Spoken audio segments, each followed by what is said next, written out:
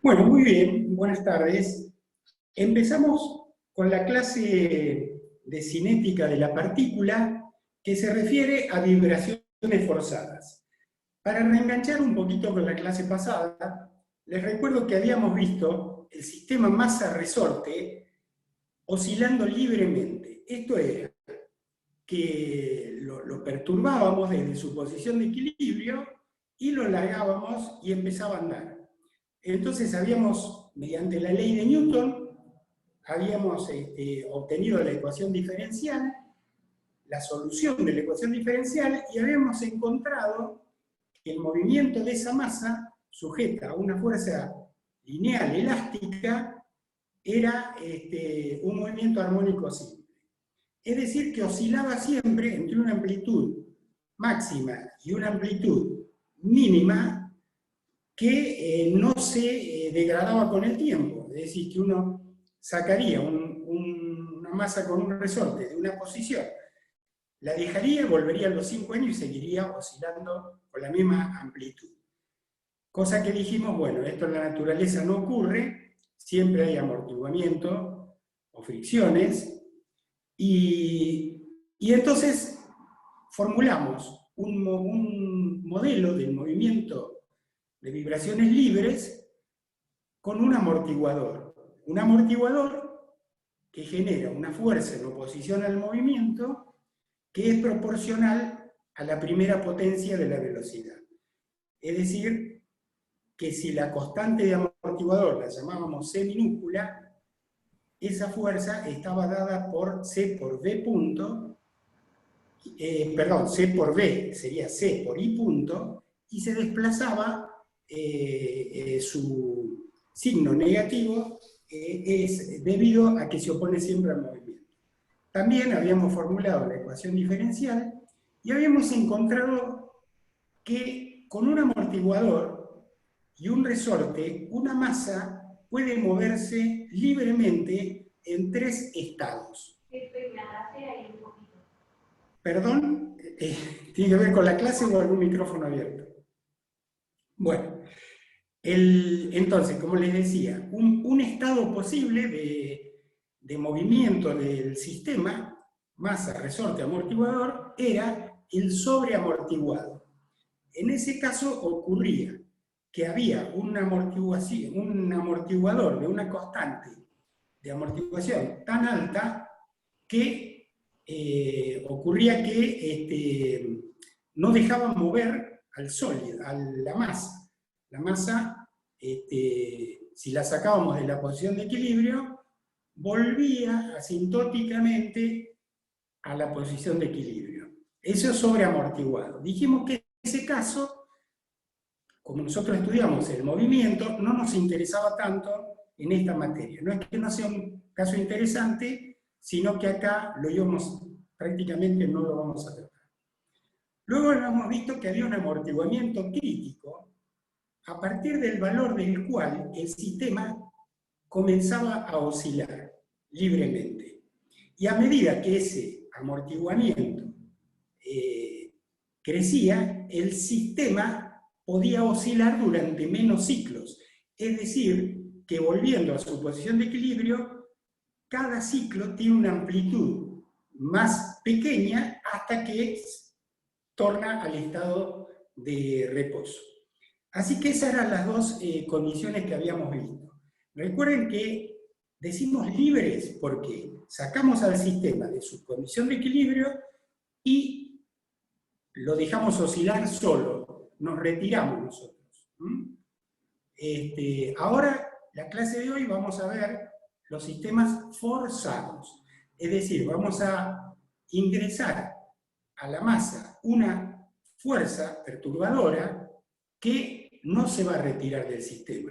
Y aquí vamos a ver qué pasa, porque obviamente todos los problemas de ingeniería básicamente se refieren a vibraciones forzadas. Después podemos analizar distintos casos, incluso en la clase de hoy vamos a pasar 2 videitos como para ver un poquito por otros autores y que a ustedes se les aclare un poquito el panorama. Entonces, vamos a ir al PDF compartir pantalla, perdón.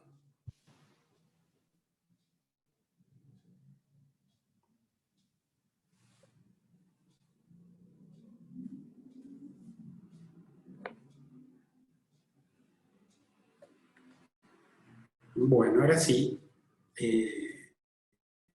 Muy bien. Mientras tanto, preguntas no hay, nada, ¿no? Sin amortiguamiento. Acá estamos. Vibraciones forzadas, entonces, de un sistema sin amortiguamiento.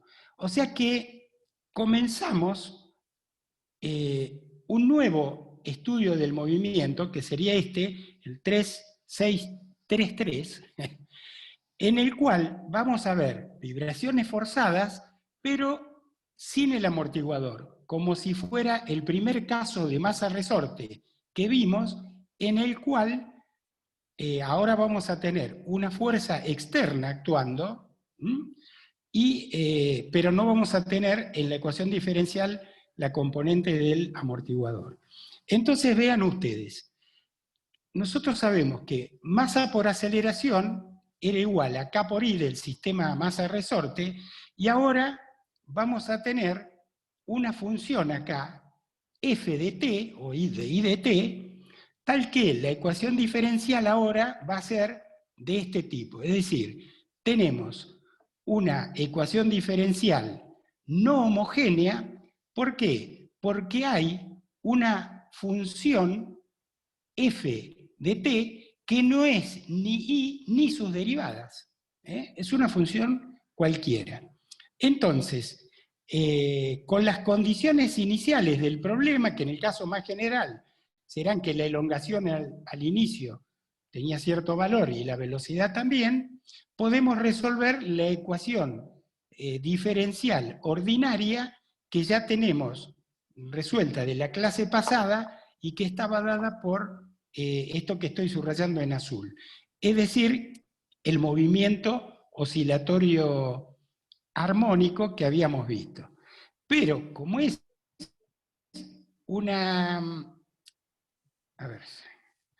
una ecuación diferencial no homogénea, tendremos que tratar de encontrar una solución particular para encontrar, junto con la solución de la homogénea más la particular, vamos a tener la solución general de la ecuación que nos va a dar la ecuación del movimiento. Entonces, expresiones de fuerzas se pueden dar muchas, es decir, las fuerzas que recibe un sistema en forma externa pueden ser de cualquier manera. Aquí en el libro citamos algunos casos donde, por ejemplo, si la fuerza es función de la posición y del tiempo, o de la posición al cuadrado y el tiempo, o de la posición al cuadrado, ¿qué va a pasar? Va a pasar que la ecuación diferencial o es a coeficientes variables o es no lineal con coeficientes variables, cosa que cuesta muchísimo de resolver y hay que recurrir a métodos numéricos o métodos computacionales. Nosotros acá en esta materia, como se acostumbra en todos los textos de mecánica racional, vamos a analizar el caso en el que la fuerza externa está dada por esta expresión. Fíjense ustedes, es una fuerza que varía, tiene una constante que varía o es multiplicada por valores que van entre -1 y 1 pasando por 0. Entonces va a variar esta f de t entre más f0 y menos f0 pasando por 0. ¿A qué fenómeno físico responde este modelo de fuerza externa? Bueno, vamos a verlo aquí en el dibujo que tenemos aquí. Vean que lo que tenemos es una gran... perdón, tomé negro, voy a tomar azul. Tenemos un motor con su correspondiente plataforma soportado por dos resortes en paralelo, tal que los dos resortes suman una constante K.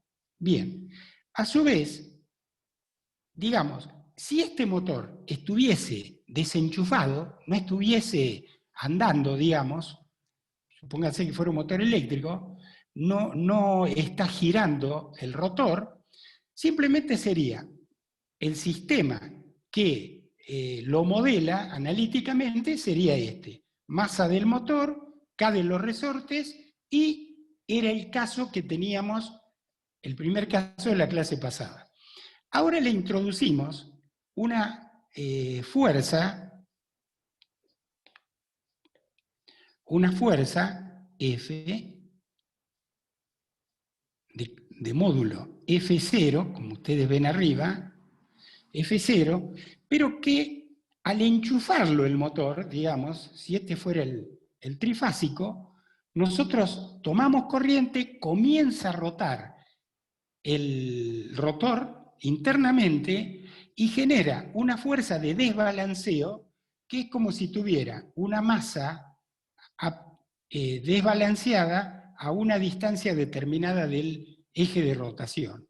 De manera que esta fuerza F0 tiene un módulo constante, pero a medida que la fuerza rota, porque rota esa masa desbalanceada, la fuerza va tomando posiciones según este ángulo omega f por t, donde omega f le llamamos a la frecuencia circular que tiene la fuerza.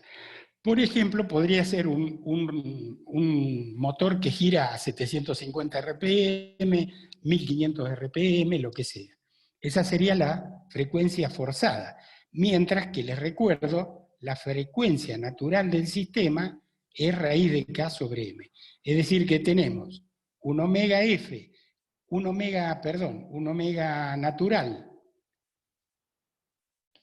en el cual un omega natural, a la cual el sistema oscila libremente, pero ahora se le introduce una fuerza cuya frecuencia es distinta que el omega n del sistema. En general, vamos a ver qué pasa después cuando es igual. Quiere decir que si ustedes ven, cuando omega t es 0, omega Ft es 0, la fuerza apunta toda para arriba, ¿no es cierto? Cuando está en una posición intermedia, la fuerza que actúa en el sentido de movimiento del cuerpo es F0 por el coseno de omega t, que es esta que tenemos acá. A medida que sigue rotando, en algún momento, toda la fuerza, F0, se dirige en forma horizontal. Fíjense, no tiene proyección sobre el eje de movimiento, sobre el eje de las IES, digamos, y en ese momento la fuerza que actúa es absorbida por los vínculos y sobre el movimiento no hay ninguna fuerza externa actuante. Pero un instante después, cuando la fuerza va por acá, la componente sobre I está tirando ahora hacia abajo.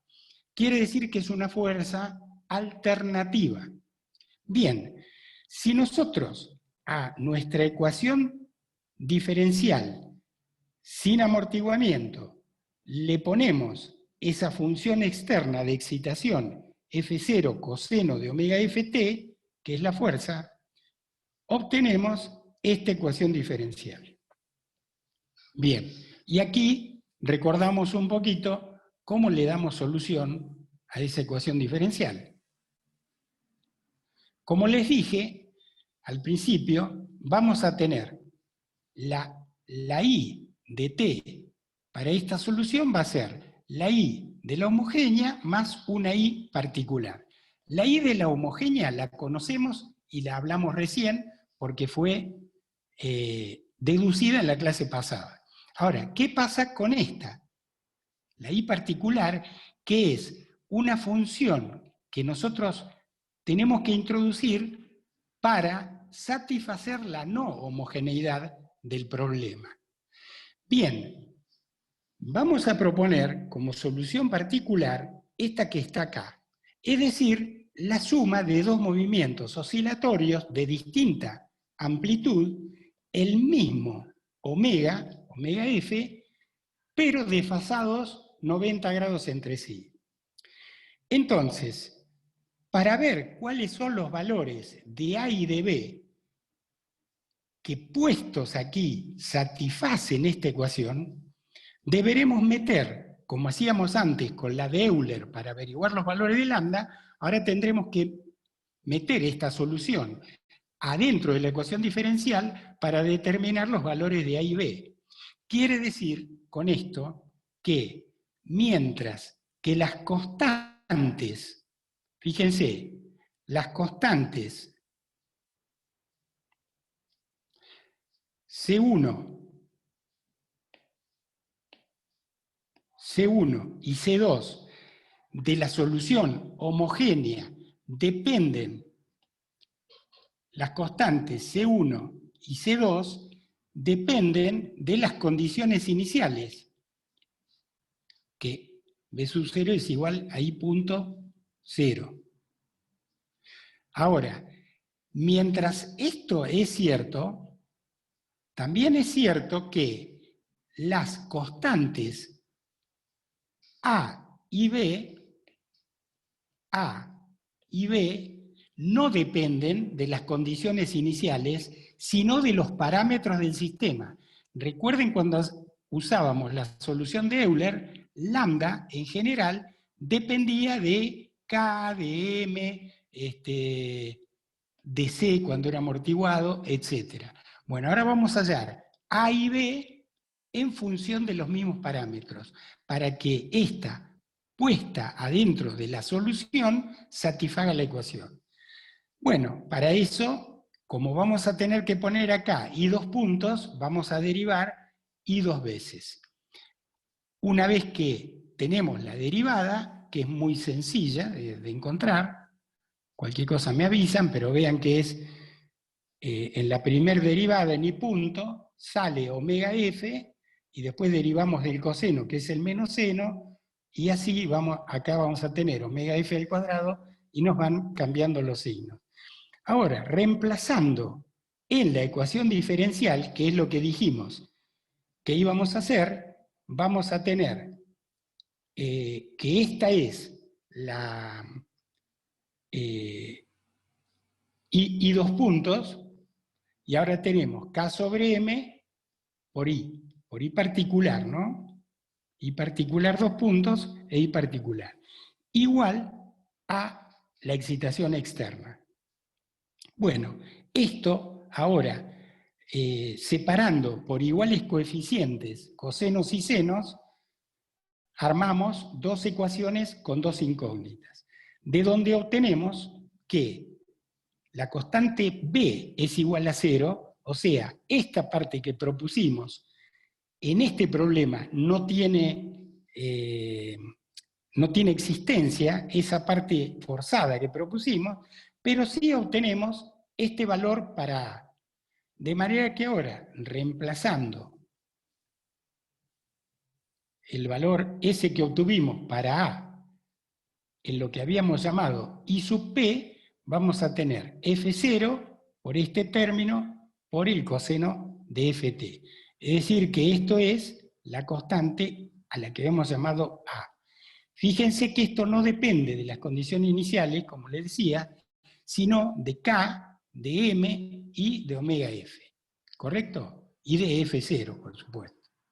Entonces, la solución general va a estar dada por la complementaria más la particular. Aquí tenemos la solución de la ecuación homogénea, y aquí tenemos la I particular. Entonces, como esta es la solución de la ecuación diferencial que se nos planteó para este movimiento, que era la 339, esta que está acá, yo haría un altito en este momento para preguntarles a ustedes si más o menos entendieron el procedimiento analítico, porque en realidad fíjense que no estamos hablando mucho de mecánica en estos momentos, sino más bien de análisis matemático. Entonces, si tienen alguna duda respecto de la ecuación diferencial que encontramos o de su solución, yo les pediría que me la digan ahora y repasamos un poquito. ¿Cómo andan con eso?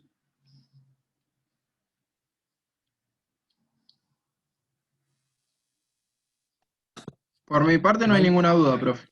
Bueno, bárbaro. Ojalá que seas el gremialista representante de todos.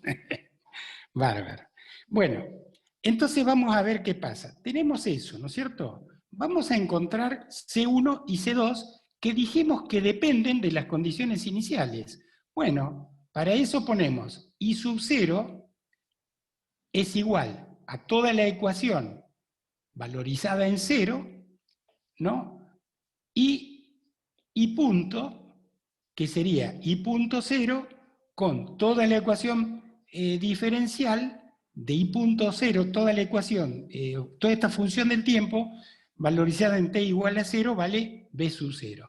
¿De dónde sacamos? Que c sub 2, en función de los parámetros del problema y de las condiciones iniciales, vale esto, y que c sub 1 vale esto. Entonces, la solución general de nuestro problema de condiciones iniciales, esto vendría a ser como un resumen, toma esta forma, o esta, o ¿qué hacíamos? Acá sacamos, a ver, acá hay un I0 por un coseno, que sería este, y hay un 0, un seno, que sería este. Bueno, está agrupado directamente lo que viene de arriba, en coseno, seno, coseno, coseno. Fíjense que todo esto que está acá responde a omega n, y esto que está acá responde a omega f. Esta entonces es la solución general de nuestra ecuación, que la pasamos a expresar de esta manera, que es la que, a ver, déjenme ver, es esta misma que está acá, la expresamos de esta manera. Fíjense lo que tenemos en omega n, en coseno y seno, agrupado, y lo que está en omega f. Son distintas formas de ir viendo la ecuación. Ahora, ¿por qué la expresamos de esa manera? Porque ustedes recuerden que si yo tengo, no sé, por usar dos constantes distintas, le voy a poner m y n. Si esto fuera m por el coseno de alfa y esto fuera n por el seno de alfa, recuerden que esta forma se puede llevar a esta con un cambio de constantes conveniente. De manera que I de t va a estar compuesto por un movimiento oscilatorio armónico de frecuencia circular omega n y un movimiento oscilatorio forzado con omega f, tal que la solución es una combinación de omega n y omega f. Bueno, finalmente, entonces, damos por válido que esta forma es la que nos interesa para visualizar el problema. Como ustedes ya vieron movimientos oscilatorios, fíjense que lo que tenemos acá como solución, si esto lo graficamos, tenemos un movimiento oscilatorio. A ver si esto es negrito. Justo me tapa esto. Tenemos, miren, el movimiento oscilaciones con omega n y omega f en puntitos. Supónganse que esto fuera omega, la oscilación con omega n, ese seno de omega n t, y ese rojo lo sumamos al de omega f, que es este. Bien, ¿cuál va a ser el movimiento resultante y de t, que es el que analíticamente está representado arriba. Bueno, la suma ordenada a ordenada de los movimientos, de manera que sería el continuo en negro, este sería la solución, así se movería nuestro sistema masa, resorte, cuando estamos entrando con una excitación forzada que permanece, el sistema adquiere un movimiento en la forma de la onda verde que acabamos de ver ahí. Bien, un fenómeno interesante que se produce aquí es el siguiente. ¿Qué pasa cuando el omega n coincide con el omega f? Bueno, se produce un fenómeno o una condición para el sistema, un estado, que es el de resonancia, se le llama así.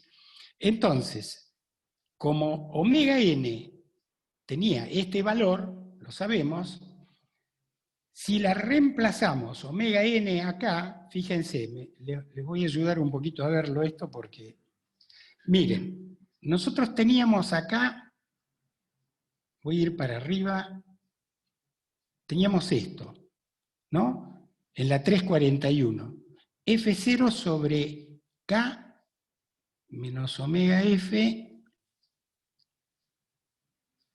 teníamos esto. ¡Ah, qué macana! Ahí. Estamos acá. Esto teníamos, la 341. Es decir, esto que tenemos acá se puede expresar adimensionalmente de una forma conveniente. Por ejemplo, si nosotros acá abajo, perdón, ¿alguien preguntó algo? Bueno, fíjense, esta constante de la solución particular, nosotros la podemos expresar así. F0 sobre K menos omega F al cuadrado por M, y acá abajo voy a poner omega N al cuadrado, que vale K sobre M. ¿Está bien? Perdón, si es omega N al cuadrado, vale K sobre M. Si yo lo pongo, me va a quedar acá M por M, M cuadrado, qué raro. Ah, no, porque esto es 1 sobre, perdón, yo voy a dividir acá por omega n cuadrado, quiere decir que voy a dividir por la inversa de este, multiplicar por la inversa, que es m sobre k. Quiere decir que todo esto va a cambiar a F0 sobre K menos omega F cuadrado por este K que va arriba, y M se va a haber ido. Si sacamos factor común K, vamos a obtener F0 sobre K que multiplica 1 menos omega F sobre omega N al cuadrado. Esta forma adimensional es equivalente a esto. Hemos introducido omega n al cuadrado por su igual y hemos trabajado para adimensionalizar esa constante que está ahí, porque nos va a ayudar a interpretar qué pasa en esta condición de resonancia. Entonces, esto que recién les decía, lo que acabamos de hacer un poco en forma desprolija ahí, es esto que rayé en rojo acá. Entonces, fíjense ustedes que cuando omega f tiende a omega n, si omega f tiende a omega n, esto tiende a 1, 1 menos 1, 0, f0 sobre 0 es una indeterminación, tiende a infinito ese cociente. Entonces, si nosotros graficamos esta función 1 sobre omega f, 1 sobre 1 menos omega f sobre omega n al cuadrado, que es esto, si lo graficamos, vamos a obtener para omega f sobre omega n en las abscisas, tenemos que esto es una parábola y que por lo tanto, fíjense, si omega f sobre omega n vale 0, estamos acá, en 0 m vale 1, ¿correcto? En 0 m vale 1. A medida que omega f crece, para que este cociente crezca y venimos hacia la derecha, esto va a ir creciendo exponencialmente hasta que en omega f sobre omega n tiende a infinito. Pero como m es el factor de multiplicación que multiplica a la solución, fíjense que m es esto, m es esto, 1 sobre esto, perdón, 1 sobre lo que está abajo en negro, es m. Quiere decir que si esto m tiende a infinito, la amplitud total tiende a infinito, porque este es un valor acotado entre más c y menos c. Entonces, lo que nos está diciendo esto, que en la práctica, cuando nosotros tengamos una frecuencia de excitación de un sistema externa y va a coincidir durante el funcionamiento con la frecuencia natural de ese sistema, vamos a tener un gran problema con la amplitud de las vibraciones. Porque la condición de resonancia realmente es un grave problema para el funcionamiento de todas las máquinas. Imagínense ustedes que nosotros hagamos trabajar en resonancia, por ejemplo, un compresor muy grande tiene un compresor alternativo, puede tener una frecuencia forzada de compresión de 1, 2, 3 ciclos por segundo. Si ese émbolo que está generando un gran impulso a 3 ciclos por segundo está montado sobre una plataforma cuya frecuencia natural con el émbolo encima es 3 ciclos por segundo, lo ponemos en resonancia. Y eso hace que cada vez las oscilaciones crezcan más hasta que se generan tensiones, se generan fisuras, propagación de fisuras, y el sistema termina rompiendo.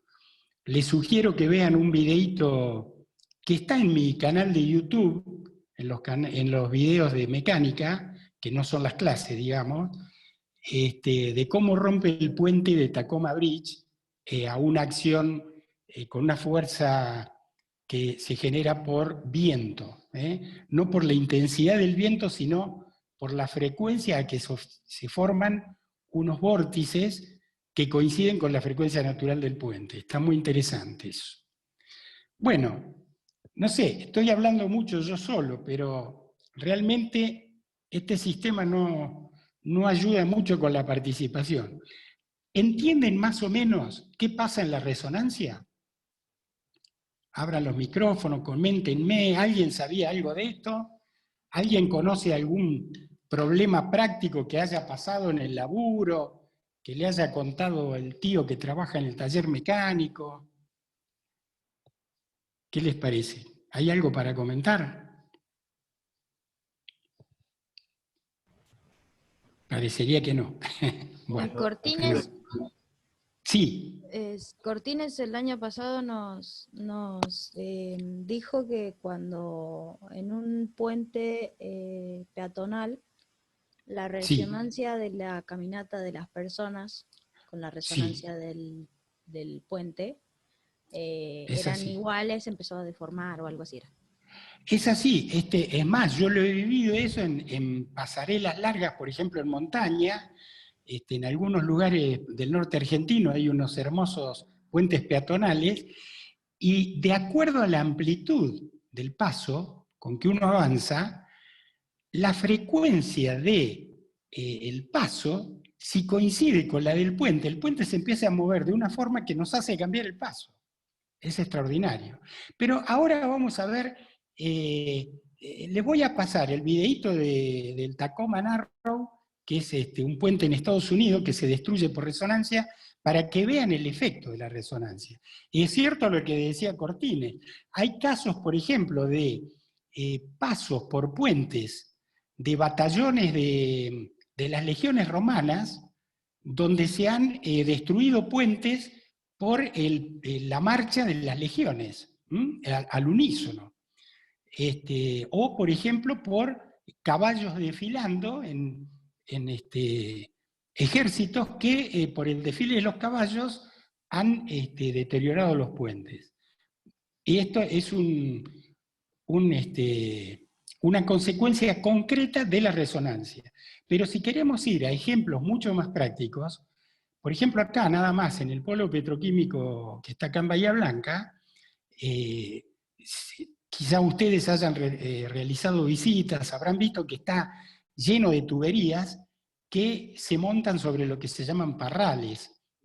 Los tubos van por los parrales. Cuando un fluido es impulsado por dentro de los tubos, por ejemplo por un compresor a baja frecuencia, la frecuencia con que el compresor empuja al fluido genera una excitación que cuando se acerca a la frecuencia natural de los tubos, de los ductos, se mueven un montón los ductos en el parral. Y hay que poner, por ejemplo, uniones flexibles en las uniones de los tubos, porque se mueven de una forma que saltan los tornillos de unión. Eso o se cambia la frecuencia de excitación o se cambia como es la suspensión o el montaje de los tubos. Ahora vamos a hablar un poco de eso, pero es muy interesante y está lleno de videos. Acá mismo yo en mi canal de YouTube he subido montones de otros autores muy bien ilustrados que ustedes pueden ver ahí. Algunos son cortitos, 3 minutos, 5 minutos. Diviértanse con eso porque es la forma de entender todas estas ecuaciones. Bueno, retomamos un poquito entonces la teoría para ver cuándo podemos ver el primer videíto. Bueno, entonces, sigamos en el caso de resonancia. Vean ustedes, en el caso de resonancia, ¿qué vamos a tener? Que esto, que era omega n, sigue siendo omega n, pero ahora omega f es omega n. Nosotros en la ecuación que le dimos solución a esta ecuación diferencial, habíamos encontrado esta solución. Pero ahora resulta que omega f es omega n. Entonces, para resolver la indeterminación, recordarán ustedes el problema del hospital, que consiste en derivar numerador y denominador por la indeterminación, es decir, en este caso, omega f. Si nosotros derivamos arriba y abajo por omega f, vamos a obtener lo siguiente. Miren, de aquí, ¿qué va a pasar? Si yo derivo respecto de omega f, este no existe porque no hay omega f. Acá este se anula, la derivada de este, nos va a quedar la derivada de esto. La derivada de esto va a ser F0t, ¿por qué? Porque sale, fíjense, derivo el coseno. La derivada del coseno es menos seno. Ahí está. Bien. Ahora, la derivada del argumento es t. Acá está. T. F0 sobre K, lo dejo a un lado, que estaba ahí. Y ahora voy a derivar abajo. la derivada de 1 es nulo, me queda menos 2, que es la derivada de la función, este es el 2 del cuadrado, por la función omega f sobre omega n, por la constante 1 sobre omega n, que multiplica a omega f, porque es la derivada de esto respecto de omega f es 1, pero 1 sobre omega n, ¿correcto? Bien, esto que está acá, bien ordenadito, nos conduce a esto. Vean ustedes, la parte forzada ahora es una constante por una función trigonométrica que, si no estuviera t, esto sería un movimiento oscilatorio armónico. Entonces, si no estuviese t, nosotros tendríamos que esta parte de la solución varía entre más esto y menos esto. Pero resulta que está t, que a cada instante va multiplicando ese valor de la constante afectada por el seno, generando un crecimiento lineal de este tipo. Un crecimiento, fíjense, esto es la recta t, y esta es la recta menos t. Esta es la constante que cuando es multiplicada por más un valor del seno tiene un valor positivo, y por menos un valor del seno tiene un valor negativo. Y aquí tenemos el seno que va siendo multiplicado por un valor cada vez más grande de t. Y esto, por supuesto, se va al infinito. Entonces, esto que tenemos acá es lo que llamamos el estado forzado o el estado permanente del movimiento. Y vamos, antes de pasar a este ejemplo de aplicación, los voy a llevar al primer videíto que quiero mostrarles. A ver, a ver si sale directo lo que quiero mostrar. Un video que aún no empezó. O estoy compartiendo todavía el PDF. Se ve el video, profe. Ah, se ve el video, excelente. Bien. Entonces, voy a poner el videíto a andar y les pido, son 4 minutos. Este está en mi canal de YouTube, como le digo. Ahí va. Van a ver resumido lo que acabamos de ver recién. Uy, qué lerdo.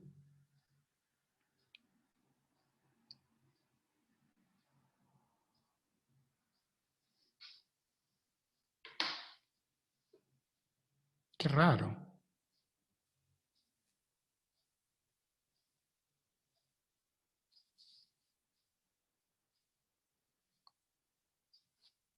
¿Será por la compartida de pantalla? No.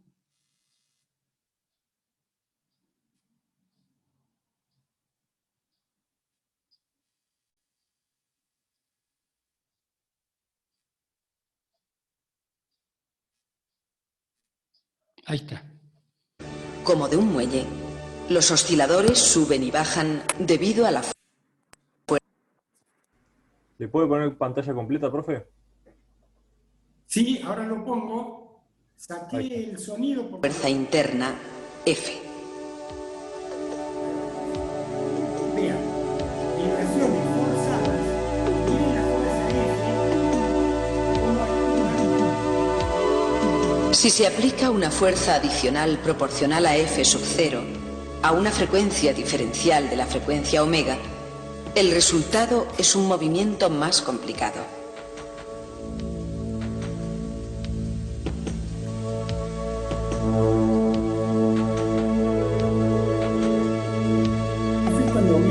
Y una ecuación diferencial más complicada. Escucha el video, profe, usted no lo escuchamos.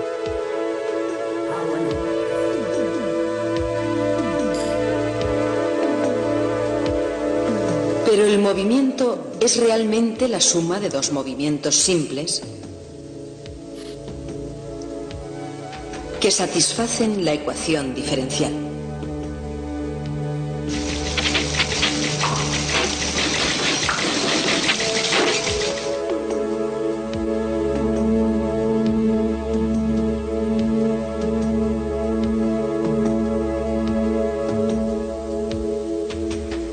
Se obtiene una ecuación para A, que es la amplitud de las nuevas oscilaciones producidas por la fuerza adicional.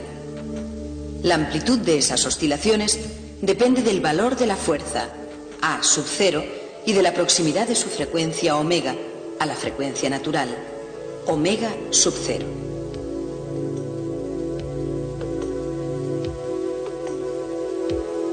He aquí unos cuantos elementos clave para la resonancia.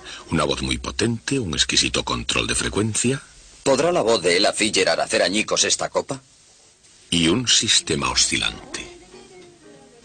Tanto si se trata de una copa de vino como de un muelle, la amplitud de oscilaciones provocadas es sensible a la frecuencia. Una fuerza a baja frecuencia omega que impulsa a un oscilador de frecuencia natural omega sub 0 provoca complicadas pero pequeñísimas vibraciones. A más alta frecuencia, las vibraciones son algo mayores. Pero si omega se aproxima mucho a omega sub 0, entonces, aun cuando la magnitud de la fuerza sea muy pequeña, pueden empezar a suceder cosas bastante espectaculares.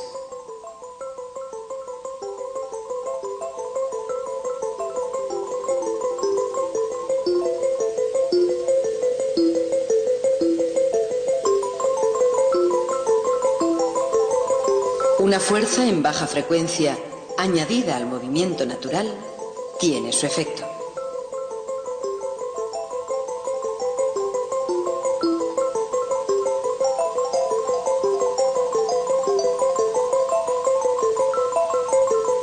A más alta frecuencia, el efecto puede ser más interesante.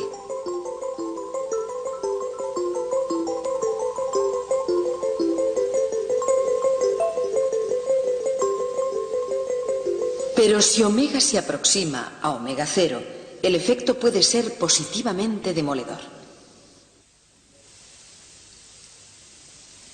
¿Podrá la voz de Ella Fitzgerald hacer añicos esta copa? Lo creo. Sobre el vaso realmente solo se ha aplicado una pequeñísima fuerza oscilante, aunque la potencia de la magnífica voz de Ella Fitzgerald estuviera detrás de ella. Y ahora nos preguntamos, pero... Bueno, volvemos entonces. A ver, dejo un poquito de compartir para charlar un poquito sobre eso que vimos. ¿Pudieron ver cómo el seno se expandía a medida que el tiempo transcurría en esa función lineal que habíamos acabado de ver prácticamente?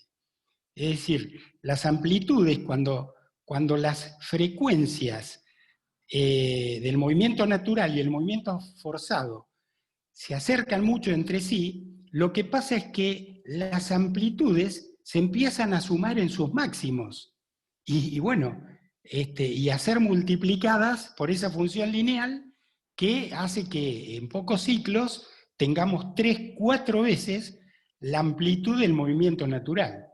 Y bueno, eso lleva a colapsar cualquier estructura, ¿no es cierto? ¿Alguna pregunta hasta acá? Bueno. No, por mi parte no. Bien, muy bien. Vamos a ir entonces a ver el caso cuando le agregamos un amortiguador, porque vean ustedes que nunca un sistema llega a tener una amplitud infinita. Eso es un resultado teórico que lógicamente es desmentido por la realidad después. Pero sí, la amplitud no es infinita, pero es muy grande para un sistema mecánico, un mecanismo, aún una estructura. Y entonces lo que se hace es poner un amortiguamiento que disipe parte de, o se contraponga a la fuerza en resonancia. Y vamos a ver ahora, casualmente, ese caso en nuestro PDF. Bueno, a ver, el ejemplo de aplicaciones de este tema es muy sencillo, es una aplicación solo para que ustedes traten de fijar los conceptos de recién, ¿no es cierto? Pero prácticamente vean que son calculitos muy simples, tienen aquí la ecuación diferencial del movimiento y aquí la solución. Entonces les dice que la frecuencia de la excitación externa es 2, la magnitud de la fuerza es 50 y el K de los resortes es 2000. Bueno, les pide que saquen la frecuencia natural y luego que representen el movimiento I en el estado estable para este sistema que les ofrece el problema. Y bueno, aquí tienen el resultado y esta sería omega F es la frecuencia. A ver, porque no leí el enunciado y quiero ver qué le estamos haciendo calcular. A ver qué es B. Dice expresar la ecuación del movimiento, ya está. Calcular la velocidad rotacional del motor que producirá la resonancia. Claro. Obviamente, la velocidad del motor, fíjense ustedes, la velocidad rotacional del motor que va a producir la resonancia es cuando omega F sea igual a omega N, ¿no? Así que es bastante directo. Son problemitas que están puestos ahí para que ustedes trabajen un poquito, salgan de las letras y vayan a los números. Entonces, vamos a ver ahora, un poquito más rápido, qué pasa cuando tenemos, agregamos amortiguamiento al sistema que teníamos recién. Bueno, ahora vamos a tener la ecuación diferencial igual a la fuerza perturbadora, nuevamente las condiciones iniciales. Sabemos, porque ya lo resolvimos, que la solución, esa es una solución, es una ecuación no homogénea, por lo tanto, la solución de la homogénea, que es esta, ya la habíamos resuelto, y era esta, donde C1 y C2, sabemos, responden a las condiciones iniciales. Y este era el famoso movimiento que para, a ver, el famoso movimiento que esta para cuando C, el amortiguador, era menor que el amortiguador crítico, esta I de la homogénea habíamos obtenido que era una constante por E a la menos alfa t, donde alfa era C sobre 2m por t, por el coseno de beta n t más otra constante. Donde ahora A y esta constante phi ya no dependen de las condiciones iniciales, sino de los parámetros del problema. Ah, no, perdón, acá no estamos en forzada. Esto era, disculpen, esto era para libres, les estoy tratando de recordar. Ahí, por eso beta n era la frecuencia reducida, recuerden que era K sobre M menos C sobre 2M al cuadrado, es la frecuencia natural reducida por el amortiguamiento, y bueno, las constantes A o C1 y C2, C1 y C2, que serían estas, salen de las condiciones iniciales t igual a 0. Esto respecto de la solución de la homogénea. Ahora, la solución particular, si volvemos a presentar como solución particular la misma que habíamos propuesto hoy en el problema anterior, sacamos sus derivadas, que ya lo habíamos hecho, y esto y esto lo introducimos en la ecuación diferencial, vamos a obtener este sistema de dos ecuaciones con dos incógnitas para B y para A. De este sistema de dos ecuaciones con dos incógnitas, fíjense que ordenado queda más o menos así. Si los llevamos, digamos, si eliminamos m, queda de esta forma. Pero, ¿qué tenemos? Un sistema de dos ecuaciones por dos incógnitas, que son A y B. Ese problemita de solucionar las dos ecuaciones con dos incógnitas está hecho acá, pero yo no se los voy a hacer porque es simple y perdemos un tiempo precioso. La resolución de ese problema nos da que A vale esto y B debe estar arriba. Acá estaba. Y B vale esto. Con este valor de A y B, la solución particular que habíamos ofrecido es esta que está acá. Es decir, perdón, porque acá miren lo que hicimos acá en el libro. Esto es una pena porque lo que decimos es lo siguiente. Si no hubiese amortiguamiento, todo esto se simplificaría de tal forma que A quedaría esto y la solución particular sería esta, que es el caso del movimiento forzado sin amortiguamiento.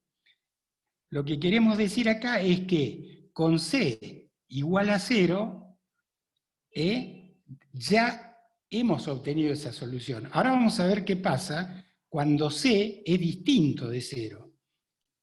Por eso me confundí ahí. Cuando C es distinto de 0, si nosotros ponemos A y B de una manera algebraicamente conveniente, como dice acá, dividiendo numerador y denominador por m², se llega a este valor de A y este de B. Vean que aquí tenemos dos movimientos oscilatorios con el omega F, que están desfasados 90 grados entre sí. Recuerden que si esto es A y esto es B, siempre podemos ir a una forma como esta, cambiando A y B por otras constantes C y Φ, y hemos obtenido la solución particular cuya constante C vale esto y cuya constante Φ vale esto. La solución de la parte de la homogénea, como en pocos ciclos va a parar a 0 el movimiento libre, nosotros generalmente estudiamos lo que llamamos el estado de régimen, que es, una vez que cayó a 0 las vibraciones libres y quedan las vibraciones forzadas sobre el sistema. Me interesa mostrarles aquí cómo varía C y cómo varía Φ, que son las dos constantes de la solución particular gráficamente.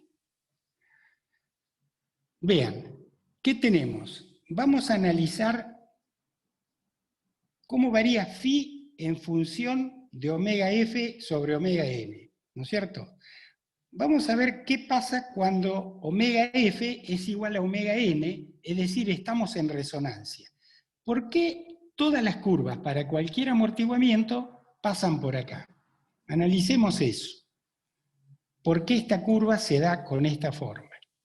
Bueno, vean ustedes, la tangente en el círculo trigonométrico, si esto es el ángulo alfa, la tangente de ese ángulo alfa se mide por este segmento, ¿no es cierto? Quiere decir que para un ángulo phi de 0 grado, si phi es 0, el ángulo vale o 0 o 180. ¿No es cierto? Porque el valor de la tangente de alfa que yo mido es el mismo para 0 que para 180. Por eso acá, lo que tengo es, si C sobre C sub C vale 0, es decir, no hay amortiguamiento, lo que tengo es que por debajo de resonancia tengo el valor 0 y por arriba el valor 180 de fase. ¿Qué me representa gráficamente esa fase? Fíjense ustedes que si la función f de t dijimos que era del tipo f0 coseno de omega ft y la respuesta del sistema a esa excitación, la permanente, decimos que es una constante c por el coseno de omega ft menos phi, este ángulo phi representa la diferencia de fase entre la excitación y la respuesta. Es decir, me dice qué delay tengo entre que entré al sistema con la excitación y este respondió. Entonces, si estoy por debajo de resonancia, en este tramo, sin amortiguamiento, estoy en el valor 0 del ángulo. Y si estoy por arriba, estoy en el nivel, en el ángulo 180 de delay respecto la entrada respecto de la salida. Ahora, para 90 grados, voy a tratar de volver acá, vean ustedes, ¿cuánto vale la tangente de un ángulo que vale pi sobre 2?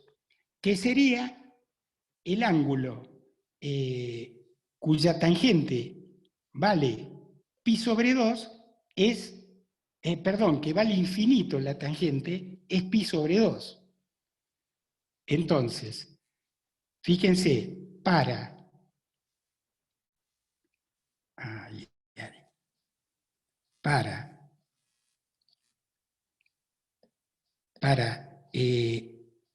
la condición de resonancia, donde la tangente valdría infinito, esto vale siempre 90 grados, cualquiera sea el amortiguamiento.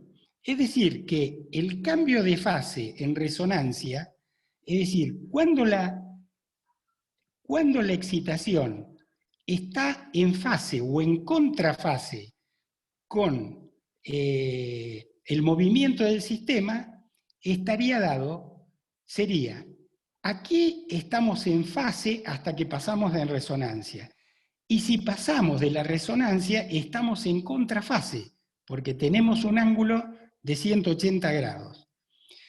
Mientras que si estamos en resonancia, siempre estamos con un desfasaje de 90 grados. Por supuesto que esto está explicado en el libro, en la bibliografía aparte que está en la planificación de la materia, y hay que repasarlo muy bien para entender qué información nos está dando el ángulo de fase. Vamos a ver qué información nos está dando el factor de multiplicación que ahora está valiendo esto. Si lo representamos gráficamente, ese factor de multiplicación en función, otra vez, de omega f sobre omega n, representamos el factor, vemos que partimos, si el amortiguamiento es 0, estamos en la curva que habíamos sacado antes para el amortiguamiento 0. Pero si hay amortiguamiento, entonces empezamos a tener una amplitud acotada en resonancia que a medida que crece el amortiguamiento se va achatando hasta que C crítico no deja oscilar al sistema. Entonces ustedes pueden ver aquí, realmente esto es muy importante, la función que juega el amortiguamiento en resonancia. Vean ustedes, si nosotros tenemos que trabajar con un equipo que está en condición de resonancia, si no le ponemos amortiguador, las amplitudes se nos van a venir a cualquier amplitud. Si le empezamos a poner un amortiguador livianito, las amplitudes máximas van a disminuir, pero van a seguir siendo altas. A medida que subimos el valor de C, de la constante del amortiguador, vamos obteniendo picos más bajos, hasta que si le metemos el C crítico, no lo dejamos mover más, ¿no? Quiere decir que entonces nosotros tenemos que jugar con el amortiguamiento del sistema para saber en cuántos ciclos queremos amortiguar el movimiento natural del sistema a las vibraciones forzadas. Muy bien. Vean ustedes que, por ejemplo, si nosotros estamos en una relación lejana a resonancia, el omega forzado es 2 veces el omega natural, cambiar el amortiguamiento del sistema nos lleva siempre a la misma respuesta. Es decir, el amortiguamiento nos ayuda mucho si el sistema trabaja en resonancia, digamos en una zona más o menos 10-20% de la resonancia. Después de eso no me conviene trabajar cambiando la amortiguación del sistema. Por ahí me conviene trabajar más con la masa o con la elasticidad para cambiar la condición de movimiento. A ver, ¿cómo seguiríamos? Bueno, acá tienen otro ejemplo para resolver, ahora ya con vibraciones forzadas. Yo les voy a pasar, son 7:15, les voy a pasar el videíto de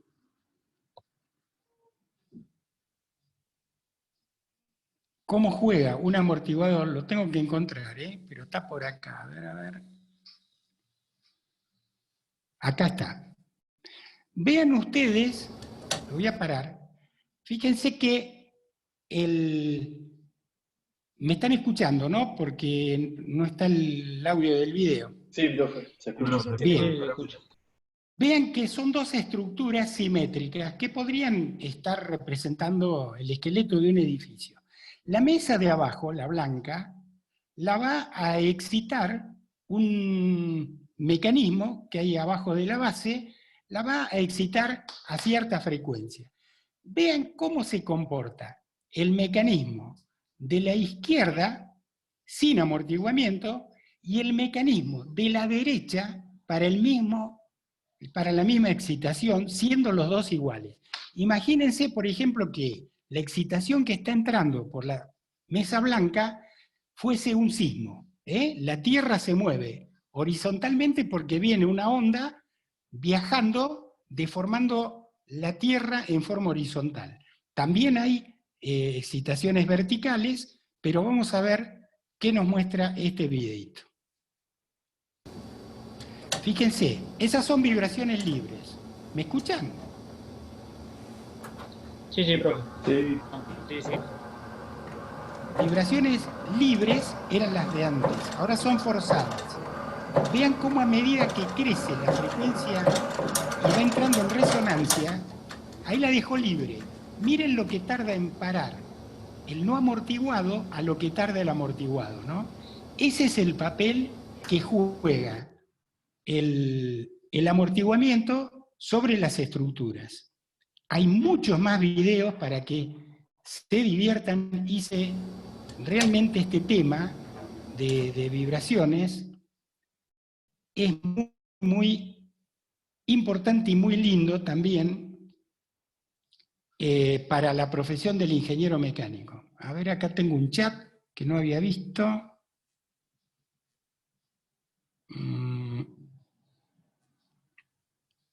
Sí, profe, decía, vas a saber cuándo. Bueno, muy bien, vamos a dejar de compartir entonces. O no, esperen, capaz que tenemos tiempo, les busco,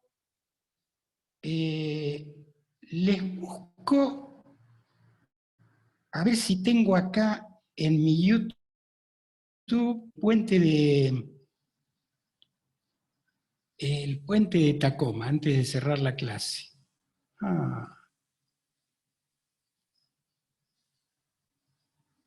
Por lo menos así a simple vista, pero sé que está adentro de otros videos, tal vez en el que les mostré hoy al inicio. A ver, vamos a ir al inicio de este.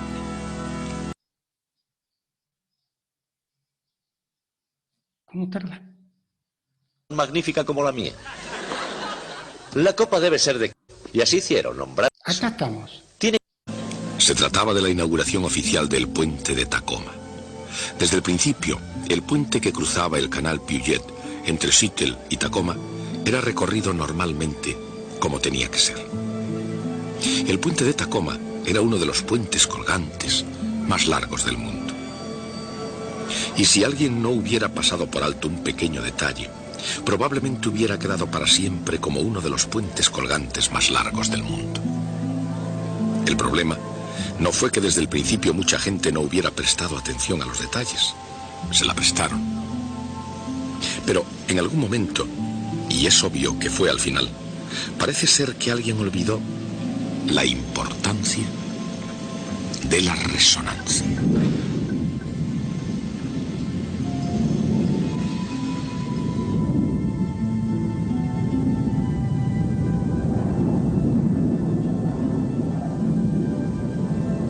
¿Se imaginan un puente de verdad en ese movimiento?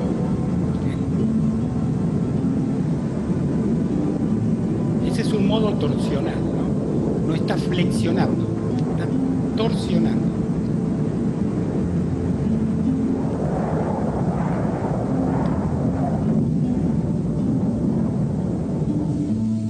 La resonancia.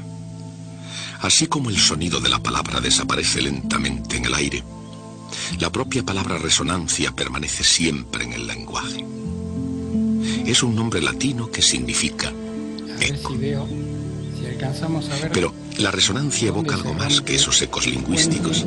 Por ejemplo, en una batalla se oye hablar de la resonante victoria. No obstante, con notaciones aparte, la resonancia se pone contemporánea. Como ejemplo molesto de resonancia, pensemos en una ventana que vibra. Ya están los edificios.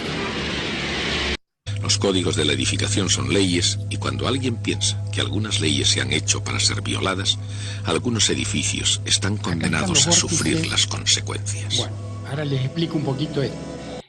Esto se llama galope. Con vientos fuertes, la corriente de aire normalmente estable alrededor de un cilindro, de este cable por ejemplo, se hace inestable. Cuando el viento intenta cerrar el hueco, en el lado del hilo, viento abajo, para impedir el vacío, comienzan a formarse remolinos. Esa es la excitación forzada sobre los cables. Los remolinos pronto empiezan a desprenderse, corriendo por la estela corriente abajo, creando un esquema previsible de flujo. Periódico, la formación. Cada vez que un remolino se desprende, da un ligero impulso al cable. A una cierta velocidad del viento, los remolinos comienzan a desprenderse del cable a una frecuencia resonante poniéndolo en movimiento. Este efecto recibe el nombre de arpa eólica. La habilidad que se necesitaría para afinar esas cuerdas nos fue transmitida desde los eolios, familias de la antigua Grecia que se establecieron en las costas de Asia Menor y sus proximidades. Pero la habilidad necesaria para tocar el arpa eólica viene de los mágicos dedos del viento, cuando el aire sopla entre las cuerdas. El principio del arpa eólica, el fenómeno llamado resonancia, explica la dramática canción de los cables al viento.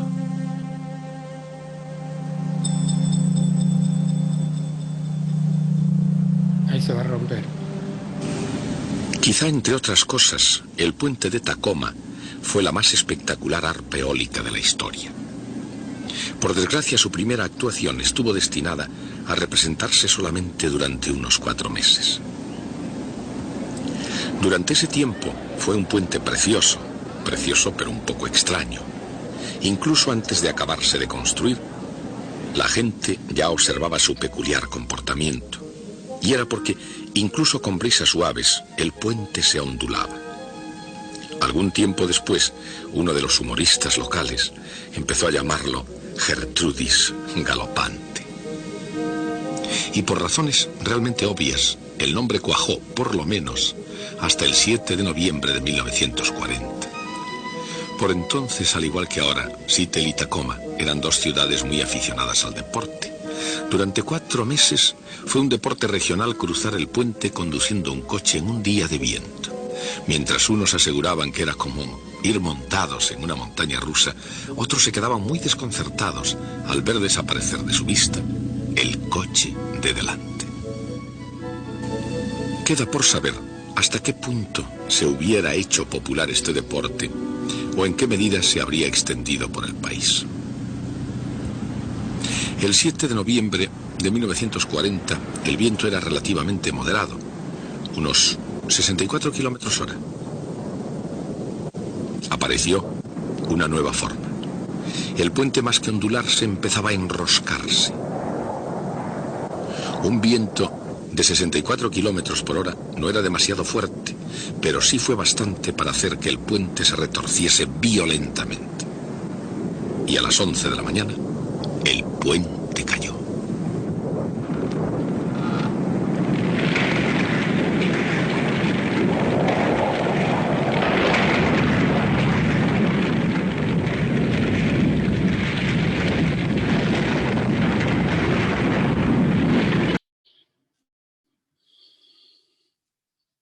Bueno, muy bien. ¿Les gustó un poquito el video? Pueden abrir los micrófonos. Está muy bueno. Sí, sí, sí, Muy interesante. Recuerden que todo eso está en mi YouTube. Yo trato de subir permanentemente videitos de otras personas porque hay mucho en internet, pero como siempre les digo, se pierde mucho tiempo seleccionando. Entonces, cuando uno no sabe, puede perder tiempo mirando cosas que no están bien hechas. Yo subo críticamente para que ustedes no tengan que estar buscando por internet. Así que bueno, los dejo con las vibraciones forzadas. Vamos a ver cómo seguimos con el tema de las prácticas, porque ya tendrían que resolver de estos, de forzadas, y voy a hablar con José el tema. Lo que quisiera es que ustedes expliquen muy bien lo que vivieron durante el parcial, ¿correcto? Todo esto que me contaban a mí, no como una crítica, sino como una transferencia de experiencia, ¿correcto? Bueno, profe, vamos Bárbaro. a intentar de hacerlo. Bueno, bárbaro. Bueno, nos vemos, Profe. jóvenes. Sí, sí. José se encarga de todo el tema de evaluar y eso.